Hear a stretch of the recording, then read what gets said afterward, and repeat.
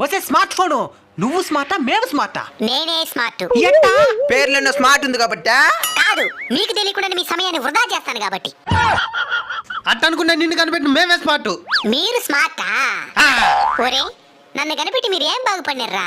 Radiation ఒక పక్క, కంటి సమస్యలు ఒక పక్క, టైం వేస్ట్ ఒక పక్క, నిద్ర లేకపోవడం ఒక పక్క, ఫోన్ వీడియోలు ఒక పక్క. ఇంకేం మీరు బాగుపడేది?